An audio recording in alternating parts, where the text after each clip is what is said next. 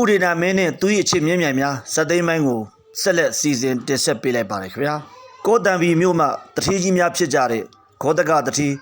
ကုကုဒတတိနဲ့ပါဝါရိကတတိတို့ဟာကိုတံပီမြို့မှာဂေါတိတာယုံကုကုတာယုံပါဝါရိကယုံအစရှိတဲ့အလွန်ခမ်းနားထေဝါတဲ့ကျောင်းတက်ကြီးများကိုဆောက်လုပ်စီပြီးတော့မြတ်စွာဘုရားရှင်ကိုလှူဒန်းခဲ့ကြပါတယ်ကိုတံပီမြို့သို့မြတ်စွာဘုရားရှင်ကြွရောက်တရင်သုံးတော်မူပါရန်လဲတတိကြီးများကလျှောက်ထားခဲ့ကြပါတယ်တတိကြီးများရဲ့ပင့်ဖိတ်လျှောက်ထားချက်အရမြတ်စွာဘုရားရှင်ဟာကောတံပီမြို့ကိုနောက်လိုက်နောက်ပါတန်ဃာတော်များနဲ့အတူကြွရောက်တရင်သုံးခဲ့ပါတယ်ကောတံပီမြို့သို့ကြွရောက်လာတဲ့မြတ်စွာဘုရားရှင်ကိုတတိကြီးသုံးဦးတို့ကအလှည့်ကျဆွန်းလှုပ်ကြွေးလှူဒန်းကြပါတယ်ထိုတတိကြီးများနဲ့ခင်မင်းရင်းနှီးတဲ့သူမနာအမည်ရှိတဲ့ပန်းတဲ့တူဟာတတိကြီးများထံခွင့်ပန်ပြီးမြတ်စွာဘုရားရှင်ကိုဆွန်းကပ်လှူခဲ့ပါတယ်ဆွန်းဖုံးပေးပြီးတဲ့နောက်မြတ်စွာဘုရားရှင်ကအနုမောဒနာတရားကိုဟောကြားတော်မူခဲ့ပါတယ်တာမာဝရီရဲ့လူကျွေးတူဖြစ်တဲ့ခါကုန်းမလေးခုစုတရာဟာထိုနေ့ကမြတ်စွာဘုရားရှင်ရဲ့အနုမောဒနာတရားကိုနာယူပြည့်တဲ့နောက်တောတာပန်အဖြစ်သို့ဆက်ရောက်ခဲ့ပါတယ်ခါကုန်းမလေးခုစုတရာဟာယခင်နေများကပန်းဖိုးငွေရှိတဲ့တပြားတို့နဲ့လေးရဲ့တပြားဘုတ်ကိုသာဝယ်ယူပြီးကြံငွေများကိုခိုးယူထားလေရှိပါတယ်မြတ်စွာဘုရားရှင်ရဲ့တရားကိုနာယူပြည့်တဲ့နောက်တောတာပန်ဖြစ်လာတဲ့ခါကုန်းမလေးခုစုတရာဟာခိုးယူလူစိတ်မရှိတော့ပဲထိုနေ့ကတော့ပန်းဖိုးငွေအကုန်လုံးကိုဝယ်ယူကာပြုံးရွှင်တဲ့မျက်နှာနဲ့ရွှေနန်းတော်ကိုပြန်သွားခဲ့ပါတယ်ဉာဏ်ပညာထက်မြက်တဲ့တာမာဝရီမိဖုရားဟာခိုးစုတ်ဒရာရဲ့ထူးခြားတဲ့အမူအရာနဲ့ပန်းနေများနေရတဲ့အကြောင်းရင်းကိုမေးမြန်းစုံစမ်းခဲ့ပါတယ်ဒီခါမှခိုးစုတ်ဒရာကမိမိဒီယခင်ကပန်းဖိုးငွေရှစ်တပြားတို့နဲ့လေးရတပြားဘုတ်ကိုသာဝယ်ယူခဲ့ပြီးကြံတဲ့လေးတပြားကိုနေ့စဉ်ခိုးယူနေခဲ့ကြောင်း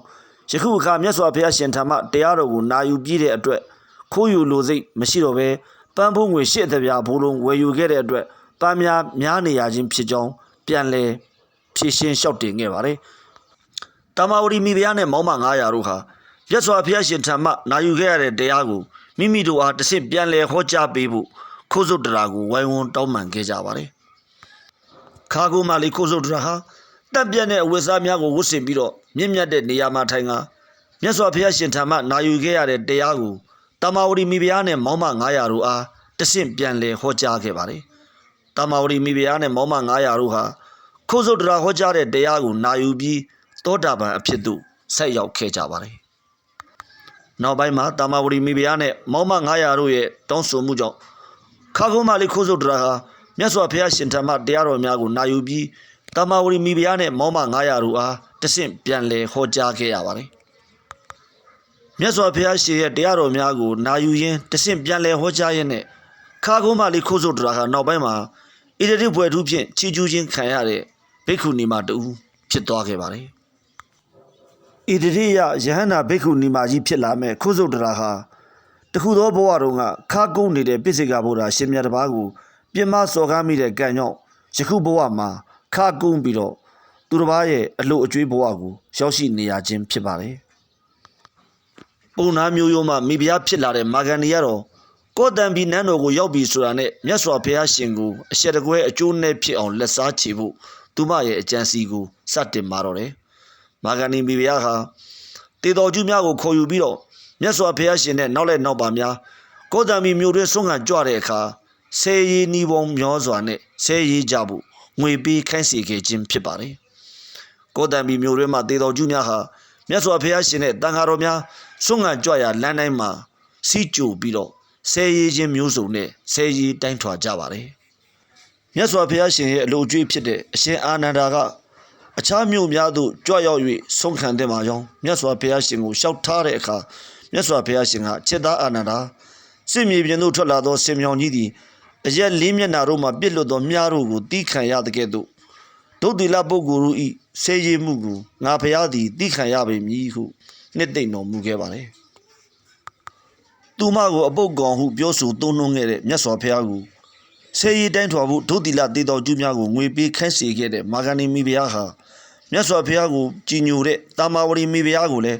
ဥဒေနာမင်းကြီးမှာအချစ်လျော့စေရန်စနစ်တကျကြံစီအားထုတ်ခဲ့ပါတယ်ဒီနေ့မှာတော့မာဂန္ဒီမိဖုရားဟာဥဒေနာဘယင်တေတော်ကျူးရာနေရာသို့တွားရောက်ပြီးတာမာဝရီမိဖုရားကိုကြက်သားခင်းချက်ခိုင်းဖို့အကြံပေးခဲ့ပါတယ်တေရီမူးနေတဲ့ဥဒေနာဘယင်လည်းတာမာဝရီမိဖုရားကိုကြက်သားခင်း ချက်ဖို့အမိန့်ပေးခဲ့ပါတယ်။မာဂနီမီဘုရားဟာတာမာဝတီမီဘုရားထံသို့ကြက်အရှင်များကိုပို့ဆောင်စေခဲ့ပါတယ်။သောတာပန်တည်ပြီး၅ပါးသီလမြဲကြတဲ့တာမာဝတီမီဘုရားနဲ့မောင်မ900တို့ဟာကြက်အရှင်များကိုတပ်ဖြတ်ပြီးဟင်းချက်ရန်ညှင်းဆန်ခဲ့ကြပါတယ်။တာမာဝတီမီဘုရားနဲ့မောင်မများဟာဥရိဏဘုရင်ကြီးရဲ့အမိန့်ကိုညှင်းဆန်ကြောင်းမာဂနီမီဘုရားကဘုရင်ကြီးကိုရှောက်တင်ခဲ့ပါတယ်။တာမာဝတီမီဘုရားအားကြက်သားခင်းများချက်ပြုတ်စီပြီးဖျားရှင်အားလူဒန်းပေးရန်အမိန့်တော်ချမှတ်ပေးဖို့ဥရိဏဘုရင်ကြီးကိုမာဂနီမီဘုရားကရှောက်ထားခဲ့ပါတယ်။ဒီတစ်ချိန်မှာတော့မာဂနီမီဘုရားဟာတာမာဝတီမီဘုရားထံသို့ကြက်အသေးများကိုသာတမင်တကာရွေးချယ်၍ပို့စေခဲ့ပါတယ်။ဝမ်းမြောက်ဝမ်းသာဖြစ်သွားတဲ့တာမာဝတီမီဘုရားနဲ့မောင်မ900တို့ဟာကြက်သားခင်းများကိုဝမ်းမြောက်စွာချက်ပြုတ်ကြပြီးဖျားရှင်နဲ့တန်ဃာတော်များကိုလှူဒန်းလိုက်ပါတယ်။ပြဿနာကိုအရင်ခံပြီးတော့ဥရိဏဘုရင်နဲ့တာမာဝတီတို့ကြားမှာမတိမတိဖြစ်အောင်ကြံစည်ခဲ့တဲ့မာဂနီမီဘုရားဟာထပ်မံပြီးတော့ကောက်ကျစ်တဲ့အကြံတစ်ခုကိုကြံစည်ခဲ့ပါတယ်။တာမာဝတီမီဘုရားရဲ့အဆောင်မှာဥရိဏဘုရင်ကြီးတိခတ်နေကြဖြစ်တဲ့ဟတ္တိကစောင်းတဲ့သူအစိတ်ပြင်းတဲ့မွေးတကောင်ကိုဖမ်းကာထည့်ထားဖို့မာဂနီမီဘုရားကဦးကြီးတော်ဖြစ်သူကိုခိုင်းစေခဲ့ပါတယ်။ဥရိဏဘုရင်ကြီးတာမာဝတီရဲ့နန်းဆောင်ကိုသွားတဲ့အခါမာဂနီမီဘုရားဟာအတင်းအကျပ်လိုက်ပါသွားခဲ့ပါတယ်။အဲဒီနောက်တာမာဝတီမီဘုရားကယူသားမှုမရှိကြောင်းနဲ့လုံခြုံရေးအတွက်အထူးသတိထားပါရန်လဲဥရိဏဘုရင်ကြီးကိုယုံကြည်အောင်လျှောက်ထားခဲ့ပါတယ်။တာမာဝတီရဲ့အဆောင်ကိုရောက်တဲ့အခါမာဂနီမီဘုရားဟာအတွင်းတော်တွေကိုရောင်လည်လည်နဲ့ဝင်ရောက်သွားခဲ့ပြီးစောင်းကိုပိတ်ဆို့ထားတဲ့အဝိစာတစ်ခုကိုမတိမတာဆွဲယူကာအပြင်ကိုပြန်ထွက်သွားပါတယ်။ဥရိဏဘုရင်တာမာဝတီရဲ့အခန်းထဲကိုရောက်သွားတဲ့အချိန်မှာတော့စောင်းထဲမှာအစာငတ်ရင်ငတ်ဖြစ်နေခဲ့တဲ့မွေဟာအပြင်ဘက်ကိုဒေါသတကြီးနဲ့ထွက်လာပါတယ်။ဥရိဏဘုရင်လည်းအမှတ်မထင်အစိတ်ပြင်းတဲ့မွေတကောင်ကိုမြင်လိုက်ရတဲ့အတွက်အလွန်ထိတ်လန့်သွားခဲ့ပါတယ်။မာဂနီမီဘုရားဟာအခန်းထဲကိုရုတ်တရက်ပြေးဝင်လာပြီးဒါကဘုရင်မင်းကြီးကိုလှုပ်ကြံတပ်ဖြတ်ဖို့အတွက်တာမာဝတီမီဘုရားရဲ့အကြံဉာဏ်ဖြစ်နိုင်ကြောင်းယုံကြည်အောင်ပြောဆိုခဲ့ပါတယ်။ဥရိဏဘုရင်လည်းရုတ်တရက်ဆိုသလိုဒေါသထွက်သွားခဲ့ပြီးတာမာဝတီမီဘုရားကိုသူ့ကိုယ်တိုင်အဆုံးစီရင်မယ်လို့အမိန့်တော်ချမှတ်ခဲ့ပါတယ်။ဥရိဏဘုရင်ဟာမြားကိုတာမာဝတီမီဘုရားရဲ့ရင်ဘတ်ကိုတက်မတ်စွာချိန်ရွယ်လိုက်ပြီးလေးညို့ကိုအာကုံဆွဲခါပြစ်လွတ်လိုက်ပါတယ်။ကြောက်သားကြောက်တောင်များကိုပဲဖောက်ထွင်းထွက်သွားနိုင်တဲ့ဥရိဏဘုရင်ရဲ့မြားဟာလေထဲကိုရုတ်တရက်ရောက်ရှိသွားပါတယ်။အံ့ဩစရာပါပဲ။တာမာဝတီမီဘုရားကိုပြစ်လွတ်လိုက်တဲ့မြားတန်တွေဟာဥရိဏမင်းထံသို့ပြန်ရောက်လာပါတယ်။ဘုရင်ဥရိဏမင်းလည်းနားမလည်နိုင်ဖြစ်သွားခဲ့ပြီးလေးညို့ကိုနောက်တစ်ချိန်ဆွဲငင်ကမြားကိုအာကုံပြစ်ခတ်လိုက်ပါတယ်။ဒီတစ်ချိန်မှာလည်းမြားတာများဟာလေဟုန်စီးပြီးဥရိဏဘုရင်ထံသို့တန်တန်မတ်မတ်ပြန်လဲရောက်ရှိလာပါတော့တယ်။အလွန်ထူးဆန်းလာတဲ့အဖြစ်အပျက်ကိုကြည့်ကဥရိဏဘုရင်လည်းပါဇက်အဟောင်းသားငေးမောသွားခဲ့ရပါတယ်။အဲ့ဒီနောက်မှာအသက်မဲ့သောမြားတန်တို့သည်တာမာဝတီမီဘုရား၏ဂုဏ်ကျေးဇူးကိုသိကြသည်။ငါသည်အသက်မဲ့သောမြားလောင်းမှတာမာဝတီမီဘုရား၏ဂုဏ်ကျေးဇူးကိုမသိဟုဆိုကာသူ့ရဲ့အပြစ်ကိုနောင်တရသွားခဲ့ပါတယ်။အဲ့ဒီနောက်တာမာဝတီမီဘုရားရှိကိုဒူးထောက်ထိုင်ချလိုက်ပြီးခွင့်လွတ်ကြည်အေးပါရန်တောင်းပန်ခဲ့ပါတယ်။တာမာဝတီမီဘုရားမှမင်းကြီးအပေါ်အပြစ်မယူပါကြောင်းလျှောက်ထားခဲ့ပြီးမေတ္တာစိတ်တစ်စက်ကလေးမှပြက်ကွက်မှုမရှိပါကြောင်းလည်းလျှောက်ထားခဲ့ပါတယ်။အဲ့ဒီအခါမှာဥရိဏဘုရင်ကြီးကတာမာဝတီမီဘုရားကိုအလွန်နှစ်သက်သဘောကျသွားပြီးလူရာစုကိုတောင်းဆိုဖို့ခွင့်ပေးခဲ့ပါတယ်။ဒီအခါမှာတာမာဝတီမီဘုရားကသူမနဲ့မောင်မ900တို့မြတ်စွာဘုရားရှင်ကိုလွတ်လပ်စွာဖူးမြော်ခွင့်ပေးဖို့သာတောင်းဆိုခဲ့ပါတယ်။ဥရိဏဘုရင်ကြီးဟာတာမာဝတီမီဘုရားရဲ့တောင်းဆိုချက်ကိုလျင်မြန်စွာလိုက်ရောခဲ့ပြီးသူကိုယ်တိုင်လည်းမြတ်စွာဘုရားရှင်ကိုကြည်ညိုခဲ့ပါတယ်။မှန်ချက်နဲ့နှံ့တွက်မကိုက်ခဲ့တဲ့မာဂနီမီဘုရားဟာဒီတစ်ချိန်မှာတော့အလွန်ထိတ်လန့်တုန်လှုပ်စရာကောင်းတဲ့အပြစ်ကြီးတစ်ခုကိုလက်ရဲစဲရဲကျူးလွန်လိုက်ပါတော့တယ်။အဲ့ဒီလိုရကတော့ဥရိဏဘုရင်ကြီးတောကစားထွက်နေတဲ့အချိန်မှာတာမာဝတီမီဘုရားနဲ့မောင်မ900တို့ကိုမီးရှို့တပ်ပစ်ဖို့မာဂနီမီဘုရားကသူ့ရဲ့ဦးကြီးတော်ကိုခိုင်းစေခဲ့ခြင်းပဲဖြစ်ပါတယ်။ဦးကြီးတော်ကလည်းမာဂနီမီဘုရားခိုင်းစေတဲ့အတိုင်းတာမာဝတီမီဘုရားနဲ့မောင်မ900တို့မေတ္တာကမ္မထံစီးပြန်းရာနန်းဆောင်များကိုမီးရှို့ခဲ့ပါတယ်။တာမာဝတီမီဘုရားနဲ့မောင်မ900တို့ဟာသူမတို့နေထိုင်ရာနန်းမဆောင်အတွင်းမှာမေတ္တာကမ္မထံကိုစီးပြန်းပွားများနေတဲ့အချိန်မှာပဲမိတော့မီလီယံများကရုတ်တရက်ဆိုသလိုသူတို့အဆောင်ကိုကုဆက်လောက်ကျွမ်းလာခဲ့တာဖြစ်ပါတယ်။မိမိတို့မှာဝကြွေးရှိခဲ့ပါက ပြေးလို့လွတ်မှာမဟုတ်ကြောင်းနဲ့မေတ္တာကမ္မထံကိုသာဆက်လက်စီပြန်ပွားများကြဖို့တာမာဝတီကမောင်မ900တို့အားပြောဆိုညွှန်ကြားခဲ့ပါတယ်။မောင်မ900တို့လည်းတာမာဝတီရဲ့အမိန့်အတိုင်းနမဆောင်အတွင်းမှာမေတ္တာကမ္မထံကိုစီပြန်ပွားများရင်းနဲ့ပဲမိတော့မိလျံများရဲ့ဝါမျိုးချင်းကိုခံခဲ့ရပြီးအသက်ဆုံးရှုံးခဲ့ကြရပါတယ်။တာမာဝတီတို့နေထိုင်ရာနန်းဆောင်များမိကူးဆက်လောင်ကျွမ်းနေကြောင်းသတင်းကိုကြားတဲ့အခါဥဒိဏဘယင်ကြီးဟာတောကစားရာကနေအပြေးပြန်လာခဲ့ပါတယ်။ဒါပေမဲ့သူနောက်ကျသွားခဲ့ပါပြီ။ဥဒိဏဘယင်ရောက်လာတဲ့အချိန်မှာနန်းဆောင်များဟာမိဟုံဟုံတောက်လောင်နေခဲ့ပါပြီ။ဥဒိဏဘယင်ဟာသူအလွန်နှစ်သက်ရတဲ့မိဖုရားဆုံးရှုံးသွားတဲ့အတွက်အလွန်တရာစိတ်ထိခိုက်ကြေကွဲသွားခဲ့ပါတယ်။ဒါဟာမာဂန်နီမိဖုရားရဲ့လက်ချက်ဖြစ်နေကြောင်းလဲသူအတက်သိခဲ့ပါတယ်။သို့တော်လည်းနန်းရင်ပြမှာမာဂန်နီမိဖုရားရဲ့ကိုယ်တိုင်ဝန်ခံပြောဆိုချက်ကိုကြားသိလို့တဲ့အပြင်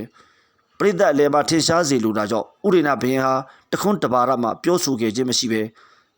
သူ့ရဲ့စိတ်ပြက်အားငယ်နေမှုကိုထိချုပ်ကာနန်းရင်ပြင်မှာပုံမှန်ပဲဆက်လက်နေထိုင်ခဲ့ပါတယ်။ရှားစပရိရဲ့ကြွယ်ဝတဲ့ဥဒိဏဘယင်ဟာညီလာခံတစ်ခုကိုခေါ်ယူကျင်းပလိုက်ပြီးထိုညီလာခံမှာတော့သူ့ရဲ့ရန်သူတော်တာမာဝတီမိဖုရားကိုလွတ်ကြံတပ်ဖြတ်သူကိုသိရှိရင်ဆုတော်လက်တော်များချီးမြှင့်မည်ဖြစ်ကြောင်းမိန့်ကြားခဲ့ပါတယ်။ဥဒိဏဘယင်ရဲ့စကားကိုကြားတဲ့အခါမာဂန်နီမိဖုရားဟာအလွန်ဝမ်းမြောက်ဝမ်းသာဖြစ်သွားခဲ့ပြီးတာမာဝတီမိဖုရားကိုလွတ်ကြံတပ်ဖြတ်သူမှာမိမိသာဖြစ်ပါကြောင်းဝမ်းမြောက်ဝမ်းသာလျှောက်ထားခဲ့ပါတယ်။ရန်သူတော်ကိုတုတ်တင်ရှင်းလင်းပေးသည့်အတွက်မာဂန်နီမိဖုရားကိုအထူးကျေးဇူးတင်ကြောင်းဥဒိဏဘယင်ကြီးကဝမ်းမြောက်ဝမ်းသာပြောကြားခဲ့ပြီးကျေးဇူးဆက်လိုတာကြောင့်မာဂန်နီမိဖုရားနဲ့အတူပါဝင်သူများနန်းတော်ကိုဆင့်ခေါ်ဖို့ဘယင်ကြီးကအမိန့်တော်ချမှတ်ခဲ့ပါတယ်။မာဂန်နီမိဖုရားလည်းအာရဝမ်းသာနဲ့ကိုတံမီမြို့ထဲမှာရှိတဲ့သူ့ရဲ့ဆွေမျိုးများကိုအပြေအလွှာခေါ်ယူစေခဲ့ပါတယ်။အချို့သူများဟာဆုတော်လက်တော်ရလိုတာကြောင့်မာဂန်နီမိဖုရားနဲ့ဆွေမျိုးတော်ဆက်ခြင်းမရှိတော့လဲတစိုးလက်ဆောင်ပေးကဆွေမျိုးအဖြစ်နန်းတော်ကိုအလူအယက်လာရောက်ခဲ့ကြပါတယ်။မာဂန်ဒီရဲ့ဆွေမျိုးများရောက်လာတဲ့အခါခါလောက်နဲ့သည့်ကျင်းများတူးစီပြီးတော့ထိုကျင်းများအတွင်းမှသာရွှေငွေရတနာများကိုကောက်ယူကြဖို့ဘယင်ကြီးကအမိန့်ပေးခဲ့ပါတယ်။မာဂန်ဒီရဲ့ဆွေမျိုးများလည်းဘယင်ကြီးရဲ့အမိန့်ကိုယုံကြည်ပြီးခါလောက်နဲ့တဲ့ကျင်းများကိုကိုယ်တိုင်ပဲပျော်ရွှင်စွာနဲ့တူးကြပါတော့တယ်။မာဂန်ဒီရဲ့ဆွေမျိုးများအားလုံးခါလောက်နဲ့သည့်ကျင်းတွေထဲမှာနေရာယူပြီးတဲ့အခါမှာတော့ထိုကျင်းများကိုဖို့စီပြီးသူတို့အားလုံးကိုတန်ထွန်သွားများဖြင့်တိုက်တပ်ပစ်ဖို့ဥဒိဏဘယင်ကြီးကအမိန့်တော်ချမှတ်ခဲ့ပါတယ်။တန်ထွန်သွားများဖြင့်တိုက်တပ်ပြီးအပိုင်းပိုင်းပြက်ပြက်ဖြစ်နေတဲ့အစိပ်ပိုင်းများကိုကောက်ရိုးအုပ်ခါမိရှို့ဖို့ဘယင်ဥဒိဏကထပ်မံပြီးတော့အမိန့်ပေးခဲ့ပါတယ်။ကောက်ကျစ်ဆင်းလဲတဲ့မာဂန်နီမိဖုရားနဲ့အပေါင်းဖော်များဟာမရှုမလစက်သိမ်းခဲ့ရတာပဲဖြစ်ပါတယ်။တခုသောဓမ္မသဘင်မှာတော့မြတ်စွာဘုရားရှင်ဟာတာမာဝတီမိဖုရားနဲ့မောင်မ900တို့ရဲ့အတိတ်ဘဝဟိုကြွေးတစ်ခုအကြောင်းကိုဟောကြားတော်မူခဲ့ပါတယ်။တာမာဝတီမိဖုရားဟာတခုသောဘဝကဗာရတတိပြည့်ရှင်ဗာရတတိမင်းကြီးရဲ့သမီးတော်တူဖြစ်ခဲ့ပါတယ်။ယခုဘဝမှာတာမာဝတီမိဖုရားရဲ့အလို့အကျွေးများဟာထိုဘဝကဗာရတတိပြည့်ရှင်သမီးတော်ရဲ့အလို့အကျွေးများဖြစ်ခဲ့ကြပါတယ်။ဒီနေ့မှာတော့သူတို့ဟာမျက်စိတစ်ခုကိုရေကစားသွားခဲ့ကြပါတယ်။ရေကစားရာကနေအပြန်မှာတော့အလွန်ချမ်းအေးလာတဲ့အတွက်မီးလုံကြဖို့ပြင်ဆင်ပြီးတောချုံတစ်ခုကိုမီးရှို့ခဲ့ကြပါတယ်။ဘယင်သမီးတော်နဲ့အပေါင်းဖော်များမီးရှို့ခဲ့တဲ့ခြုံတစ်ခုအတွင်းမှာပြမရမင်းကြီးကိုးကွယ်တဲ့ပစ္စေကဗုဒ္ဓအရှင်မြတ်တစ်ပါးဟာဇန်တမာဘတ်ဝင်စားနေခဲ့တာဖြစ်ပါတယ်။ဘယင်သမီးတော်နဲ့အပေါင်းဖော်များဟာခြုံွယ်အတွင်းကပစ္စေကဗုဒ္ဓအရှင်မြတ်ကိုတွေ့ရတဲ့အခါဘယင်ကြီးကအပြစ်ပေးမှာကိုစိုးရိမ်တဲ့အတွက်ထိုပစ္စေကဗုဒ္ဓအရှင်မြတ်ကိုမသေးသေးအောင်မိရှို့တပ်ဖြတ်ပြီးဖျောက်ဖျက်ပစ်ဖို့ကြံစီအထုတ်ခဲ့ကြပါတယ်။ခုနှစ်ရက်ပြည့်တဲ့အခါမှာပစ္စေကဗုဒ္ဓအရှင်သူမြတ်ဟာဖလားတမာဘတ်မှနိုးထလာခဲ့ပြီးအခြားအရဒေသသို့ချမ်းသာစွာကြွမြန်းနိုင်ခဲ့ပါတယ်။ယခုဘဝမှာတာမာဝတီမိဖုရားဖြစ်လာတဲ့ဘယင်သမီးတော်နဲ့မောင်မ900တို့ဟာထိုစဉ်ကအတိတ်ဝကျွေးအတွက်ဘဝ900တိုင်တိုင်မီးလောင်ခံခဲ့ရပြီးပြန်လည်ပေးဆက်ခဲ့ရကြောင်းမြတ်စွာဘုရားရှင်ကရှင်းလင်းမိန့်ကြားခဲ့ပါတယ်။ဥဒိဏမင်းနဲ့သူ၏အချစ်မြင့်မြတ်များဇတ်သိမ်းပိုင်းကိုဒီမှာပဲရနာခွင့်ပြုပါခင်ဗျာ။ YouTube ပရိသတ်များအားလုံးကိုယ်စိတ်နှဖျားရွှင်လန်းချမ်းမြေတော်မူနိုင်ကြပါစေ။